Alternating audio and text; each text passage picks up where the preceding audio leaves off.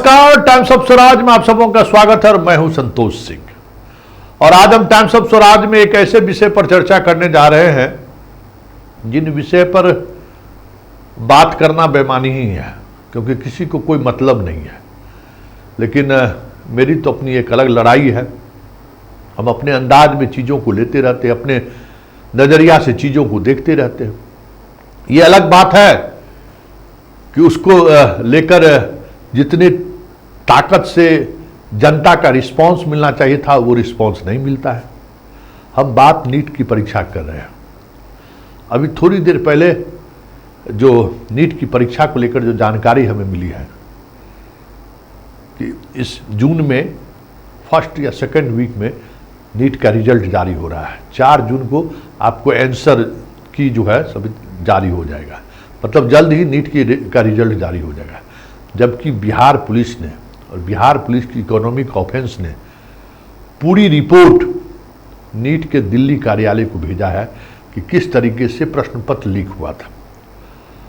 और लीक पर जो कार्रवाई हुई है उस कार्रवाई के पीछे भारत सरकार की एजेंसी लगी हुई थी। ये आपको जानकारी हम डंके की चोट पर दे रहे हैं कि पटना पुलिस का ऑपरेशन वो नहीं था जिस ऑपरेशन के तहत एक जेई जूनियर इंजीनियर की गिरफ्तारी हुई जो गाड़ी से जा रहा था और चारों तरफ से पुलिस पटना में घेर लिया। वो ऑपरेशन का हिस्सा बिहार पुलिस का नहीं था। फिर जितने जगहों पर रेड हुआ वो सारा ऑपरेशन का हिस्सा सिर्फ ऑपरेशनल यूनिट के रूप में बिहार पुलिस काम कर रहा था। सारे इनपुट आईबी और सीबीआई के थे। सीबीआई के रांची यूनिट का वो इनपुट था और आईबी लोकल जो यूनिट है उसका इनपुट था कि किस तरीके से प्रश्न पत्र आउट होके, मतलब प्रश्न पत्र लीक है और उस पर खेल हो रहा है और कैसे गुजरात कनेक्शन है। सारी चीजें सीबीआई के इनपुट के आधार पर पटना पुलिस ने कार्रवाई की। गिरफ्तारी 1 दर्जन से अधिक लोगों की गिरफ्तारी हो चुकी है।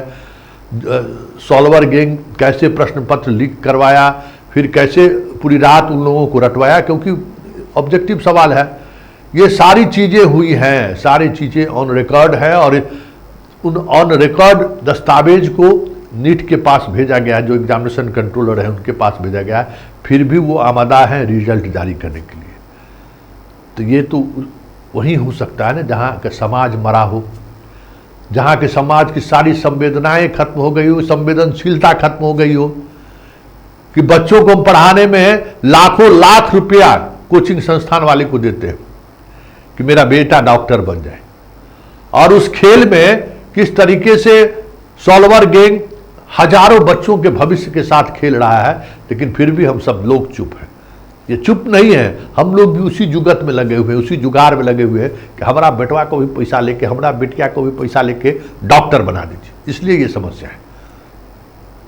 आप 2000 तक जो 600 नंबर लाते थे उन्हें सरकारी मेडिकल कॉलेज में एडमिशन होता था, बड़े मेडिकल कॉलेज में एडमिशन होता था। अब 600 नंबर लाने वाले का रैंक 30,000 से ऊपर हो जाता है। कोई कॉलेज बढ़िया नहीं मिलता है। सरकारी कॉलेज की तो छोड़ दीजिए बात, प्राइवेट कॉलेज में उसका एडमिशन होता है। अब बताइए 600 नंबर कम होता है क्या? और उतने नंबर में भी अगर बच्चों को सरकारी कॉलेज नहीं मिला है, बेस्ट के बेस्ट कॉलेज नहीं मिला है, तो क्या कहेंगे कि टैलेंट बढ़ रहा है? मुझे तो शक है। ये टैलेंट का तो सवाल ही नहीं है। ये वही खेल है जिस खेल को एग्जामिनेशन, नीट का जो एग्जामिनेशन डिपार्टमेंट है वो ढकना चाहता है। और इस खेल में बड़े बड़े कोचिंग माफिया लगे हुए हैं। जो देखते हैं पटना के शहर में इतना जो होर्डिंग लगता है कि हमारे यहाँ से इतना कम्पीट किया, हमारे यहाँ से इतना कम्पीट किया, उसी का खेल है ना। और उसी खेल के तहत ये सारी चीज़ें हो रही है। लेकिन जब सब कुछ सामने आ चुका है, गुजरात कनेक्शन भी सामने आ चुका है कि किस तरीके से गुजरात से प्रश्न पत्र चला और रास्ते में प्रश्न पत्र कोरियर कंपनी के माध्यम से जो कोरियर वाहन लेकर चला उससे प्रश्न पत्र निकाल लिया गया, फिर भी परीक्षाएं रद्द नहीं हो रही है। तो क्या कहेंगे इसे?